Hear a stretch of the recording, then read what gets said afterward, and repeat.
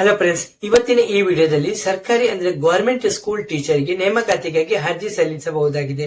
ಅದಕ್ಕಾಗಿ ನಿಮ್ಮಲ್ಲಿ ಇದರಲ್ಲಿ ಉಂಟಲ್ಲ 10,000ಕ್ಕೂ ಹೆಚ್ಚು ಹುದ್ದೆಗಳು ಇದರಲ್ಲಿ ಖಾಲಿ ಇವೆ. ಅರ್ಜಿ ಸಲ್ಲಿಸುವ ಪ್ರಕ್ರಿಯೆ ಇದೆಯಲ್ಲ ಜನವರಿ 28ರಿಂದ ಪ್ರಾರಂಭವಾಗಲಿದೆ. ಅಂದ್ರೆ ಆಲ್ರೆಡಿ ಆರಂಭವಾಗಿದೆ.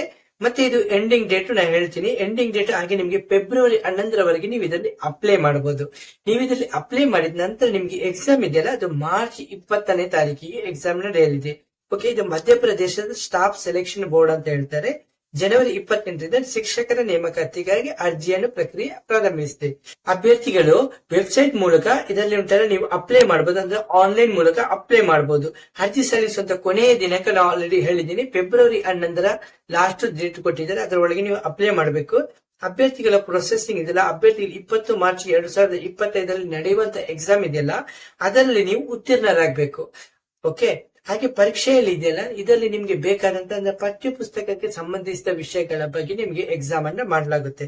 ಅರ್ಹತೆಗಳ ವಿವರ: ಮಧ್ಯಪ್ರದೇಶದ ಶಿಕ್ಷಕರ ನೇಮಕಾತಿಯಲ್ಲಿ ಭಾಗವಹಿಸಲು ಅಭ್ಯರ್ಥಿಗಳು ಸಂಬಂಧಿತ ವಿಷಯದಲ್ಲಿ ಸ್ನಾತಕೋತ್ತರ ಪದವಿಯನ್ನು ಪಡೆದಿರಬೇಕು.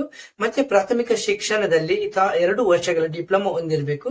ಹಾಗೆ ಸಂಬಂಧಿತ ವಿಷಯಗಳಲ್ಲಿ ಕನಿಷ್ಠ 50% ಮಾರ್ಕ್ ಅನ್ನು ಹೊಂದಿರಬೇಕು. ಓಕೆ, ಉತ್ತೀರ್ಣರಾದ ಬಿಇಡಿ ಪದವಿಯಲ್ಲಿ ಉತ್ತೀರ್ಣರಾದ ಅಭ್ಯರ್ಥಿಗಳು ಅಂದ್ರೆ ಇದಕ್ಕೆ ಅರ್ಜಿ ಸಲ್ಲಿಸಬಹುದು, ನೇಮಕಾತಿಗಾಗಿ ಅರ್ಜಿ ಸಲ್ಲಿಸಬಹುದು. ಹಾಗೆ ಅಭ್ಯರ್ಥಿಗಳು ನಿಗದಿತ ಶೇಕಡಾವಾರು ಪ್ರಮಾಣದೊಂದಿಗೆ ಮಾಧ್ಯಮ ಶಿಕ್ಷಣ ಪರೀಕ್ಷೆಯಲ್ಲಿ ಉತ್ತೀರ್ಣರಾಗಿರ್ಬೇಕು. ಅಂದ್ರೆ 2018ರಿಂದ 2023 ಒಳಗೆ ಅಂದ್ರೆ ಪದವೀಧರ ಅಂದ್ರೆ ಉತ್ತೀರ್ಣರಾದವರು ಇದರಲ್ಲಿ ಅಪ್ಲೈ ಮಾಡಬಹುದು. ಓಕೆ, ಹಾಗೆ ನಿಮ್ಗೆ ಕ್ವಾಲಿಫಿಕೇಶನ್ ಇದೆಯಲ್ಲ 12ನೇ ತರಗತಿಯನ್ನು 4 ವರ್ಷಗಳ BEd, BA, BEd, BSc, BEd ಹೀಗೆ ವಿದ್ಯಾರ್ಥಿ ಹೊಂದಿರುವ ಅಭ್ಯರ್ಥಿಗಳು ಇದರಲ್ಲಿ ಉಂಟಲ್ಲ ಅರ್ಜಿಯನ್ನು ಸಲ್ಲಿಸಬಹುದು. ಅರ್ಜಿಗಳ ಇದರಲ್ಲಿ ಉಂಟಲ್ಲ ಮಾಸಿಕ ವೇತನ ಇದೆಯಲ್ಲ 25,000ದಿಂದ 32,200 ತನಕ ನಿಮ್ಗೆ ಸ್ಯಾಲರಿಯನ್ನು ಕೊಡಲಾಗುತ್ತೆ. ಹಾಗೆ ಇದರಲ್ಲಿ ಎಕ್ಸ್ಟ್ರಾ ಭತ್ಯೆಗಳನ್ನು ಕೂಡ ನಿಮ್ಗೆ ಕೊಡಲಾಗುತ್ತೆ. ಹಾಗೆ ಇದರಲ್ಲಿ ನಿಮ್ಗೆ ಅಪ್ಲೈ ಮಾಡ್ಲಿಕ್ಕೆ ಯಾವುದೇ ರೀತಿಯ ನಿಮ್ಗೆ ಚಾರ್ಜಸ್ ಇಲ್ಲ. ಬಿಲ್ಕುಲ್ ಫ್ರೀ ಆಗಿ ನೀವು ಇದರಲ್ಲಿ ಅಪ್ಲೈ ಮಾಡಬಹುದು. ಅಪ್ಲೈ ಮಾಡುವಂತ ಲಿಂಕ್ ಇದೆಯಲ್ಲ ನಾ ಕಮೆಂಟ್ ಬಾಕ್ಸ್ ಅಲ್ಲಿ ಪಿನ್ ಮಾಡ್ತೀನಿ. ನೀವು ಅಲ್ಲಿಂದ ಹೋಗಿ ನೀವು ಡೈರೆಕ್ಟ್ ಆಗಿ ಲಾಗಿನ್ ಆಗಬಹುದು. ಓಕೆ, ನಾನು ಇದನ್ನು ಓಪನ್ ಮಾಡಿ ತೋರಿಸ್ತೀನಿ. ವೆಬ್ಸೈಟ್ ಯಾವ ರೀತಿ ಇರುತ್ತೆ ಅಂತ ನೀವು ನೋಡಬಹುದು. ಲಿಂಕ್ ಅನ್ನ ಓಪನ್ ಮಾಡಿದಾಗ ನಿಮ್ಗೆ 2 ಲ್ಯಾಂಗ್ವೇಜ್ ಕೇಳಲಾಗುತ್ತೆ, ಒಂದು ಇಂಗ್ಲಿಷ್, ಇನ್ನು ಹಿಂದಿ.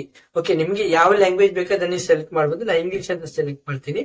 ಸೆಲೆಕ್ಟ್ ಮಾಡಿದಾಗ ನೀವು ಡ್ಯಾಶ್ ಬೋರ್ಡ್ಗೆ ಅಂದ್ರೆ ನಿಮ್ದು ಇದು ಸರ್ಕಾರಿ ಪೋರ್ಟಲ್ಗೆ ಡ್ಯಾಶ್ ಬೋರ್ಡ್ಗೆ ಆಟೋಮೆಟಿಕ್ ಆಗಿ ಓಪನ್ ಆಗುತ್ತೆ. ಓಕೆ, ಇಲ್ಲಿ ನಿಮ್ಗೆ ಟರ್ಮ್ಸ್ ಅಂಡ್ ಕಂಡೀಷನ್ ಎಲ್ಲಾನು ಕೊಟ್ಟಿದ್ದಾರೆ. ಎಲ್ಲರವಾಗಿ ಇದನ್ನು ಓದಿ ತಿಳಿದುಕೊಳ್ಳಿ ನಂತರನೇ ನೀವು ಅಪ್ಲೈ ಮಾಡಬಹುದು. ಓಕೆ ಫ್ರೆಂಡ್ಸ್, ಹಾಗೆ ನಿಮ್ಗೆ ಹೆಚ್ಚಿನ ಮಾಹಿತಿ ಬೇಕಾದ್ರೆ ನೀವು ಕಮೆಂಟ್ ಬಾಕ್ಸ್ ಅಲ್ಲಿ ಕಮೆಂಟ್ ಮಾಡಬಹುದು, ನಾನು ನಿಮ್ಗೆ ಆನ್ಸರ್ ಮಾಡ್ತೀನಿ. ಹಾಗೆ ವಿಡಿಯೋ ಇಷ್ಟವಾದ್ರೆ ಚಾನಲ್ಗೆ ಸಬ್ಸ್ಕ್ರೈಬ್ ಮಾಡಬಹುದು. ಹಾಗೆ ವಿಡಿಯೋನ ಫ್ರೆಂಡ್ಸ್ ಗಳಿಗೆ ಶೇರ್ ಮಾಡಿ ಅವರು ಈ ಕೆಲಸದಲ್ಲಿ ಅಪ್ಲೈ ಮಾಡ್ಲಿಕ್ಕೆ ನೀವು ಸಹಾಯ ಮಾಡಬಹುದು. ಓಕೆ ಫ್ರೆಂಡ್ಸ್, ಈ ವಿಡಿಯೋದಲ್ಲಿ ಇಷ್ಟೇ ಫ್ರೆಂಡ್ಸ್. ನೆಕ್ಸ್ಟ್ ವಿಡಿಯೋ ಸಿಗುತ್ತೇನೆ. ಅಷ್ಟವರೆಗೆ ಜೈ ಹಿಂದ್, ಜೈ ಭಾರತ್, ಜೈ ಕರ್ನಾಟಕ.